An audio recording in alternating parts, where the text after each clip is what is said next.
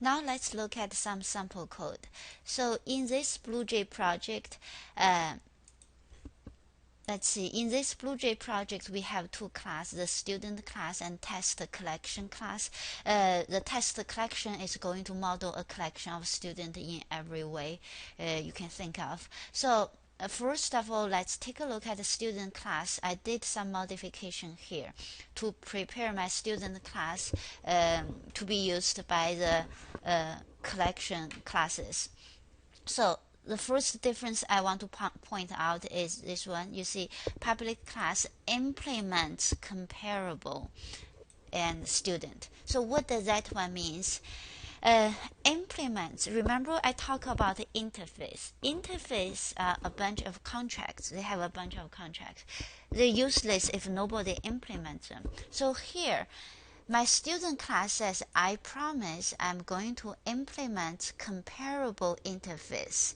So when a class say I'm going to implement some interface, the class sign up a contract saying I'm going to implement all the methods specified in the interface. So you sign up a contract.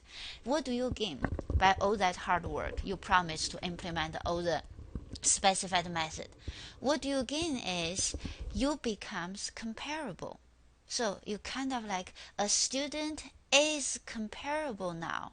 So that's what you gain. So somewhere, if they want something to be comparable, then student object can do that because you have this type, this another type tag on you. Like you're not just a student, and you're comparable interface too. So now let's see. We sign up the contract to implement comparable. So let's see, what did we get into? So comparable. Here's the comparable interface. Fortunately, it only has one method. It only specifies one method. So we only need to implement this method. So let's take a look at the comparable. Interface comparable T. This T again is just a type holder. It could comparable to what? Okay, and the method is compared to another T here. So now let's take a look at our student class. We say comparable to another student, implement this one. So now let's see. I have this method int compare to. When you implement the interface, you have to keep the prototype identical to what specifies the interface. The only thing you can change is this s. Alright, so how do I compare to student? I just compare ID. And how do I compare ID? ID is a string, and the string knows how to compare it to each other. So you see the pattern here. I just say, hey, I compare ID, but ID is a nice object of string, and I'm going to just take advantage of strings compare to method. Compare this one to that one's ID. So that's the first change. And another addition to the student class is I override. Remember last time we override the toString method so that it gives back a meaningful string representation, and we override the equals method so that it won't just compare the address of two objects. And here I override another method called hashCode. HashCode is defined in the object class as well. So let's see, object.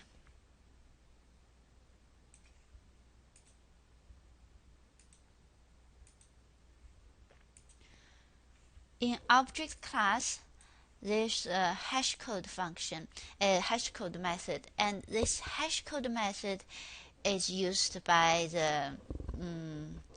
here the documentation said hash table. Hash table is kind of out of date, like hash set, hash map. Those ones are all use your hash code. They all depend on the hash code. Think about this.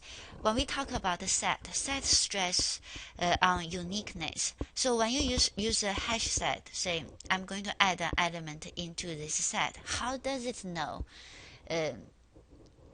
if this one got a duplicate in the hash set? So it has to know, are those two objects the same? So how do they know? And they don't know about student class. So what they do is they compare the hash code. So if the hash code, if you give back the same hash code, that means the same object. So in our case, when I override the hash code, I just say, okay, I'm going to give you back the ID's hash code. That means if I have different ID, that means I'm different student object. That's how I override my hash code here, because like student depends on the ID object. Okay, so those are the two differences from the previous version of student class. We prepare student class to be used by the collections. All right, so now let's take a look at the test collection program. First, let's take a look at the organization of this program. We did the import java.util.star. What that one means is it's kind of, sometimes people say it's kind of like include in C++. Actually, that's not true. Include in C++, when you do include a header file, what happens, you copy paste that header file into your program. But in Java, when you import, you only import this name into your program. That means if I'm using collection, that interface, if I'm using a collection interface, so when I say collection, without this import statement, it will say, I don't know about the collection, where is collection? But with this import statement, it will say, hey, where is collection? I'll look into this package, java.util package, looking for collection. This star means every classes inside of that package. So it only import a name. So if without this import statement, that means every time when you use collection or when you use list, you have to say java.util.list. That will work too, but that's lots of typing, so we prefer to import that name into it. But by doing this import, you didn't copy paste anything, so don't worry about that. And test collection, we have a private static array of students and their final, because I want them to be read only. So I create array of students. In this program, we are going to use collection in every way. So I want to provide a collection of something, and a collection of something. An array is a collection of something. So I'm going to create an array. The reason I make them private is they're private to this class, and the reason I make them static is this class is just a testing class. It's a bunch of testing methods, and I'm not modeling any data attributes. When I make it static, in my static method, I can use this student object. So that's why I make it static. And my program structure is I have public static void main, that's an entry point of the program, and I have a bunch of testing methods, test list, test map. All those testing methods are public static. I make them static because you see, here's the advantage. When I make them static, that means I don't have to create an object of this class to invoke those methods. I can just say test collection dot do something. I will show you here. You see, when I right click on this one, it allows me to create a test collection object, but I don't want to do that. I don't want to create an object. And all those methods show because they are all static methods. So I can click on any method here to run them. So that's the advantage here. If I click on test list, and it runs test list for me, and if I test this one, it runs that one for me. You see, it's more convenient. So that's why I want to make them static. If I don't make them static, and I have to create an object in order to invoke those methods. Alright, so that's the structure of this program. We prepare some data to use, array of student object to use, and we have an entry point, and we have a bunch of static methods to do the testing. And the first one we're going to look at is test list.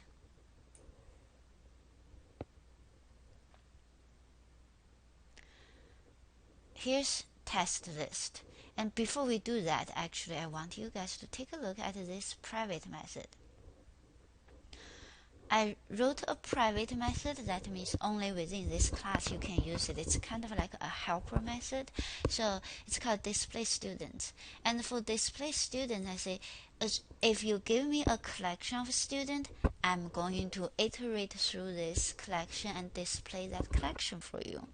And I purposely keep this one as collection. Remember, collection is the root interface in that hierarchy. So a set is a collection, a list is a collection, a queue is a collection. So when I make it general instead of more specific, that means when I invoke display student, I can give it a collection of students. It could be a set, it could be a list. Because of that, is a relationship. So that make it very general here. So I have this helper method. I want to raise your attention about this parameter, why I want to make it general, because then I can use it for set, for list, for queue, whatever I want, as long as it's a collection. And the implementation is trivial. I just, for student in this collection, I'm going to loop through and display them. Alright, now let's take a look at test list. First, I create a list. Remember, programming to the interface. This is how I declare my student list, as a list of students, not an array list or a linked list. That's too specific. I just want a list. And then when I instantiate, I need to do a new, I have to make my choice. Do I want an array list? Do I want a linked list? The determination could be, hey, is this list more dynamic? Is this list more static? Do I care about the performance, especially retrieval individual elements performance? So that's sort of consideration. So if you want to use list, you should check out the API. So we can narrow it down. It's in java.util package. And here are the interfaces, here are the classes. And let's take a look at the list. You see, interface, a list of something, all super interfaces, collection of something, and iterable. We'll talk about that one later. And here's just some documentation about what is a list. And you see, public interface list extends collection. That means I'm a child interface of collection, and I am a collection. And the method summary, you see, I have add method. You give me an element, I can add it, and you give me a position element, I can do that. I can add all of them. If you give me a collection of something, and we will talk about those ones more. Like this is a wildcard, a question mark extends E. That means anything that is a E is a whatever data type you pass in. We will talk about that later when we talk about the inheritance. You see all those methods. So that's what a list has. So a bunch of methods there. Add, remove, retrieve, search for something. We will look at them. And that's a list interface. And when you say new array list, then you should look up array list. And what do you look up? In my opinion, you only care about the constructors of array list, because that's the only place you're going to use array list. After that, when you use this student list, you always program to the list interface instead of array list. So the only place you need to look at array list is what kind of constructors does array list offer. So let's take a look.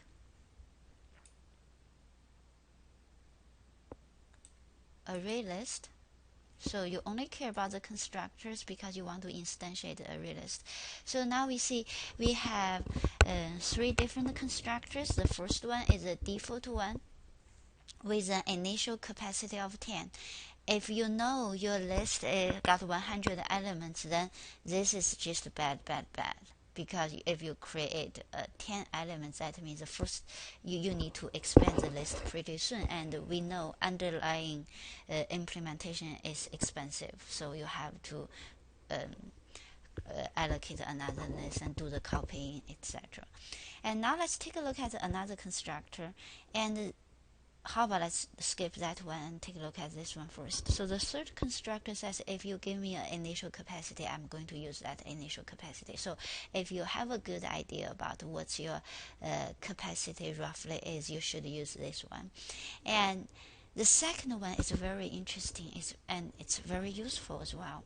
So you see, it says I can take a collection of, and ignore this one, just think about it as a collection of E, a collection of something, and you create that array list, which means I'm going to initialize this array list with a pass-in collection. So the indication will be, as long as you give me a collection, I'm going to use that content to initialize my array list. So that collection could be another list, and it could be a set, it could be a queue. So you see, this is very interesting. So that allows you to do some interchange. So let's take a look at our diagram again. So within this collection, because of that constructor, I can turn a set into a list, I can turn a queue into a list, and I can take a list into set. So those ones are all interchangeable because of this constructor. This constructor says, give me any collection, I will give you an array list. I will just use that collection to give you an array list. That means if you give me a set, I will use that set content to initialize this array list. And how about, when I said it's interchangeable, because any implementation class in the collection interface, like for hash set implements set, it got that constructor as well. You see, everyone, they got a constructor that takes in a collection. So that's the indication they're interchangeable. So if you want to say, I have a set, and all of a sudden I want to order now, so I want to throw it in a list. Yes, you can do that. You just declare a list, and when you create the list, you use this set. Then you got a list out of it. So it's beautiful, beautiful design there. Alright, so now you know how to look up the API. When I explain this sample code, I'm not going to go through every single parameter and tell you what this one means, what that one means. I'm going to expect you guys to look into the API, to look into the interface, to figure out how to do this, because that's very important skill. We have that many classes. We don't have enough time to explain everything in detail, but you should be able to look them up. So let's see, we create a list. This is how we create a list. We have to pick an implementation class, and we have to look up the constructor and determine which one do we want to use. And after that one, you see this convenient for loop also works for collection. So any collection, you can use this for loop. And take a look at this one. I want to create a backup list because I'm going to do funny things about that original list later on. So I create a backup list taking advantage of that second constructor. If you give me a collection, I'm going to create another one. So to display the list, I use my display method, and here the usage of iterator. This is very important. It's really convenient.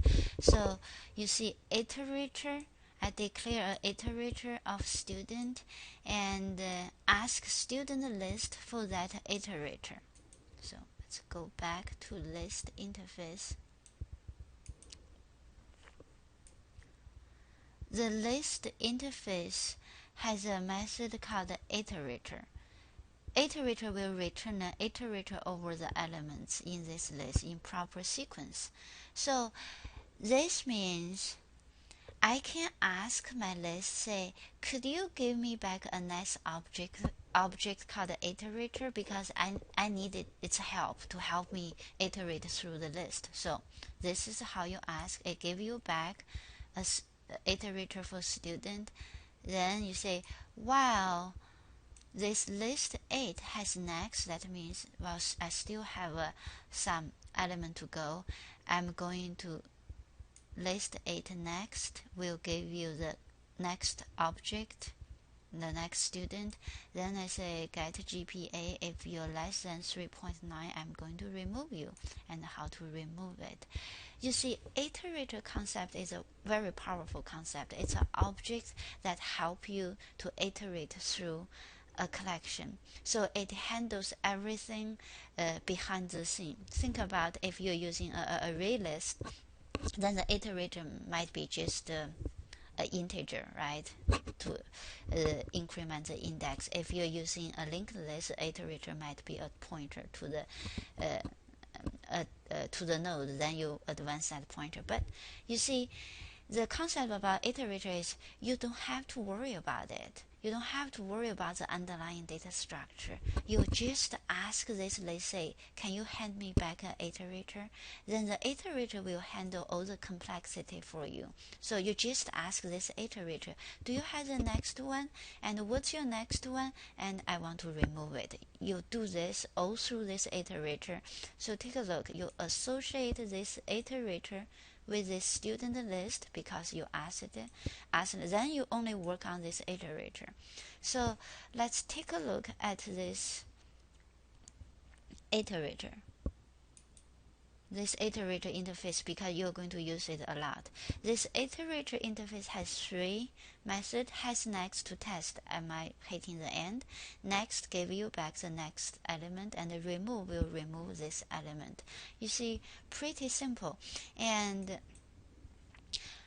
so to use the iterator, you first associate this iterator with that list. You ask that list for the iterator. Then you say, okay, I'll just use those 3 methods available for the iterator to help me go through the list. And how to search for the list, we use the index of 1, and we can use the get 1 as well, get method, and some bulk operation here.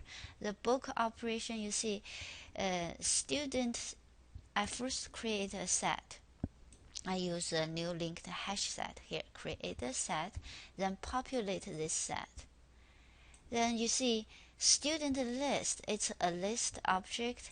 It has an operation called bulk operation. It can add all. Add all. Let's take a look. Say add all.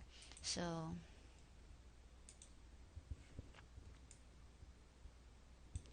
add all says you can give me a collection. You don't have to add them one by one.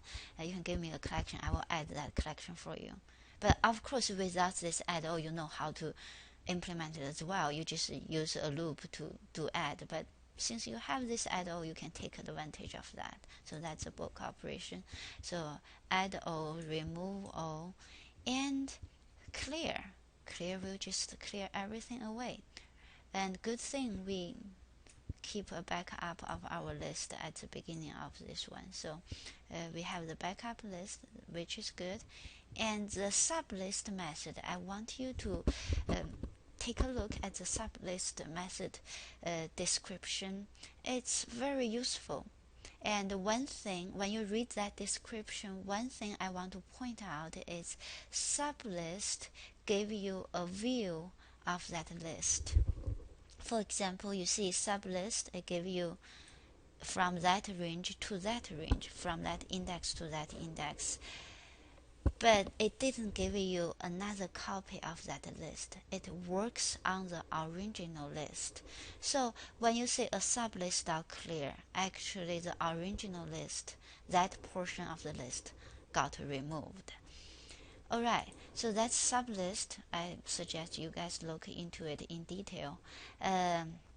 and some conversion, list to array and array to list. Why it provides this kind of conversion? Because in the old Java we use array a lot. So if you maintain some old code, most likely they use array frequently, and you want to use the modern Java API, the collection interface. So you might need to do some conversion. So here, how to convert an old array to list. There's a class called Arrays, and you can look it up, a class called Arrays.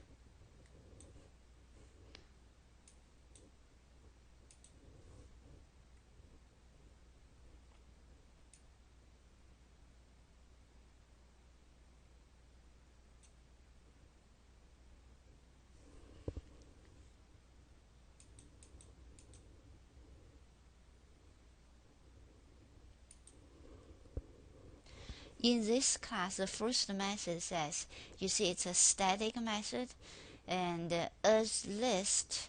So this t dot dot dot, you can, we will talk about this later. That means array of t. Just imagine it as an array of t there. So it will give you back, if you invoke this method, it will give you back a list of t. So that's how you convert an array. This is an array into a list. The arrays as list.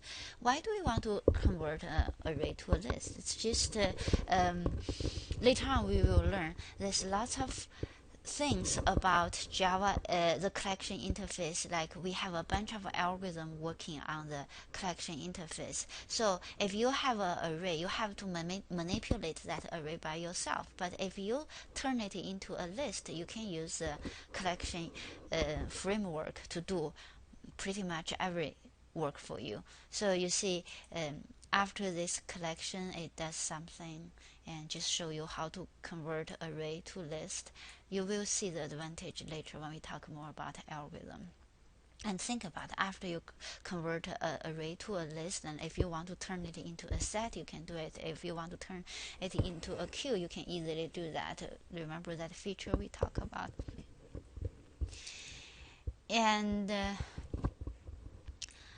now let's see, if we have a list, we can turn it into array as well. So you see, to array. So take a look at the list interface.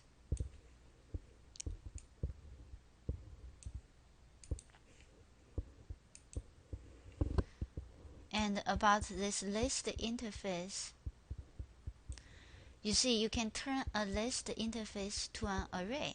So they're interchangeable. So the Java collection framework, it's by design. So just to be compatible with the old code, so you can change array into list, the list into array. So you see, now I can change list into array, then use array on it.